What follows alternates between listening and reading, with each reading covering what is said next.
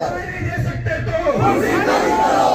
हमारी मांगे पूरी करो, पूरी करो, पूरी करो। नहीं चलेगी, तानाशाही नहीं चलेगी, नहीं चलेगी, नहीं चलेगी, तानाशाही नहीं चलेगी, नहीं चलेगी, नहीं चलेगी, तानाशाही नहीं चलेगी।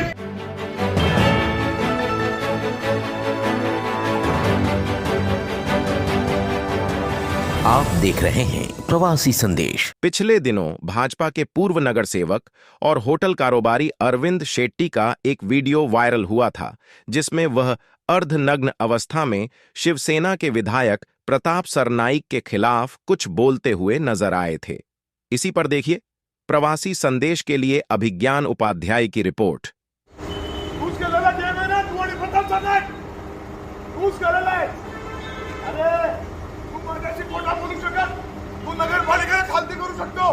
बाद में पता चला कि घोड़बंदर स्थित चेना गांव में अरविंद शेट्टी के होटल के सामने महानगर पालिका द्वारा एक दीवार का निर्माण कराया जा रहा था। इसके बाद उनके होटल में लोगों का आना जाना बंद हो जाता। अरविंद शेट्टी इसी बात से नाराज थे। शेट्टी का आरोप है कि शिवसेना विधायक प्रताप सरनाईक द्वारा उन्हें प्रताड़ित करने के लिए इस तरह के हथकंडे अपनाए जा रहे हैं। इसके बाद काशी मीरा पुलिस ने अरविंद शेट्टी के खिलाफ राजकीय कार्य में बाधा डालने की धारा में मामला दर्ज कर लिया, जिससे मीरा भाईंदर के भाजपा कार्यकर्ताओं में काफी आक्रोश है। इसी क्रम में पूर्व भाजपा विधायक नरेंद्र मेहता के नेतृत्व में भारी संख्या में कार्यकर्ता काशी मीरा पुलिस स्टेशन में मोर्चा लेकर गए और वहां जमकर नारेबाजी की। नहीं चलेगी, नहीं चलेगी, नहीं चलेगी, तानाशाही नहीं चलेगी।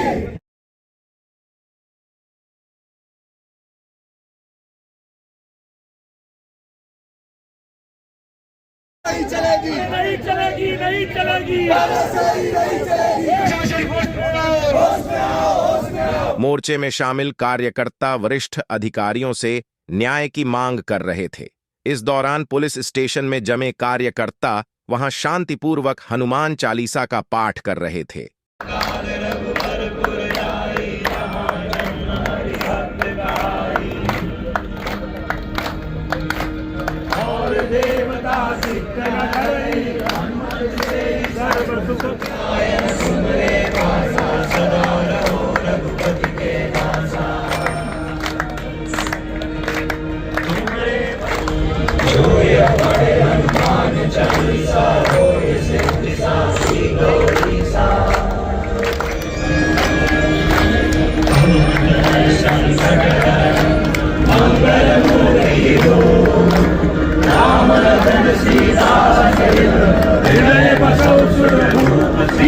इस बारे में आइए सुनते हैं नरेंद्र मेहता और अरविंद शेट्टी को।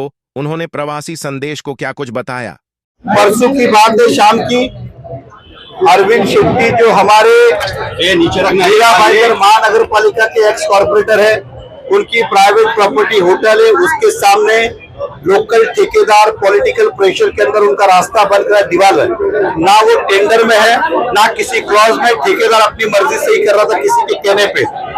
जब उन्होंने रुकाया तो वहां पर योगेश काले जी नाव के पुलिस ऑफिसर आए और ठेकेदार को कहा कि इलीगल काम करो, हम खड़े। तो अधिकारी पुलिस का काम है लॉ एंड ऑर्डर की सिचुएशन देखना, ना कि इलीगल काम को बढ़ावा देना।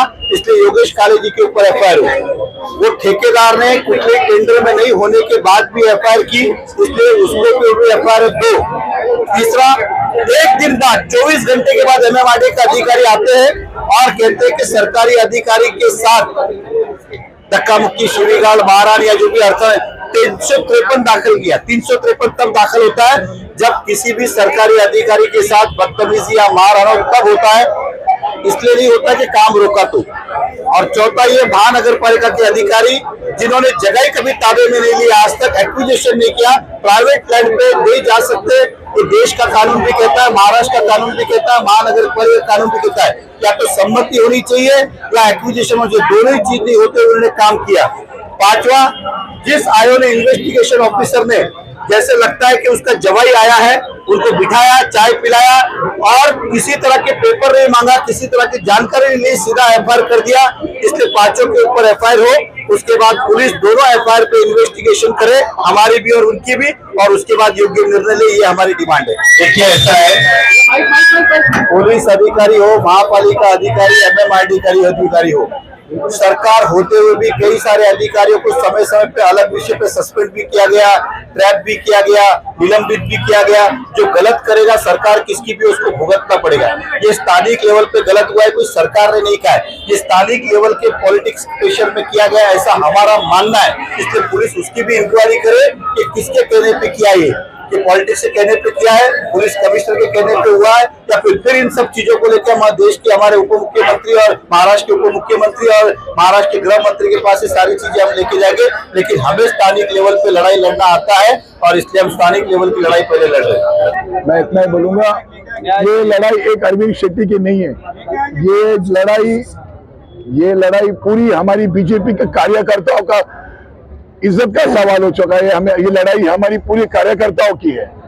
आज एक कार्यकर्ता को सताएंगे, इनको लगा कि ये शिवसेना के वोट से जीते हैं, लेकिन नहीं, उस वक्त हम गठबंधन में थे, हमारा पूरा समर्थन को साथ था। इस वक्त 2024 में प्रताप सरनाईक जी को हम उनका रास्ता दिखाएंगे। आपको बता दें कि नरेंद्र मेहता के नेतृत्व में निकाले गए इस मोर्चे में भाजपा जिलाध्यक्ष किशोर शर्मा, पूर्व महापौर डिंपल मेहता और पूर्व उप महापौर हसमुख गहलोत समेत तमाम नगर सेवक और भाजपा कार्यकर्ता मौजूद रहे।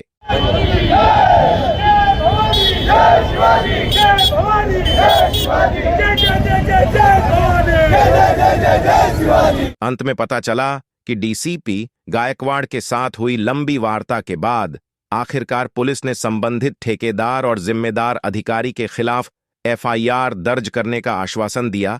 तब जाकर अरविंद शेट्टी ने अपना बयान दर्ज करवाया।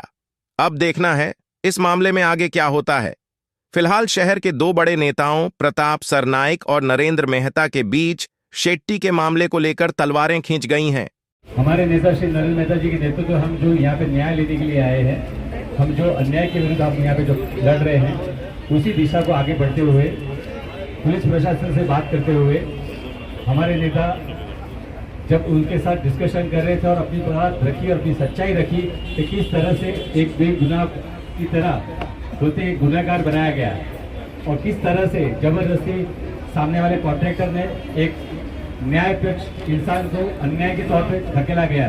उसी कड़ी को आगे बढ़ाते हुए पुलिस प्रशासन ने जाना, समझा, इस बात को मानी और अभी अरविंद शेट्टी जी के स्टेटमेंट ले रहे हैं। स्टेटमेंट लेने के बाद में उस कॉन्ट्रैक्टर जो पहली हमारी मांग थी, जो पहली हमारी दिशा थी कि जिस कॉन्ट्रैक्टर ने बिना इजाजत के, बिना परमिशन के उन्होंने कार्य किया, जो नहीं करना चाहिए था, जो जगह उनकी नहीं थी, उसके बावजूद उन्होंने कार्य किया, इसलिए उसके ऊपर जो केस एफआईआर करने की बात उन्होंने स्वीकारी है।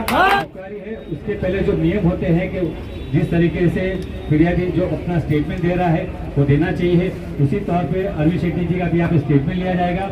वो स्टेटमेंट लेने के बाद में उसके उपलक्ष्य में कॉन्ट्रैक्टर को या जो अधिकारी है उस संबंधित विषय को लेके उनको यहाँ पे बुलाया जाएगा और उसके बाद में उसके ऊपर एफआईआर दर्ज की जाएगी आज ही। प्रवासी संदेश को लाइक करें, शेयर करें, कमेंट करें, सब्सक्राइब करें और बेल आइकन जरूर दबाएं।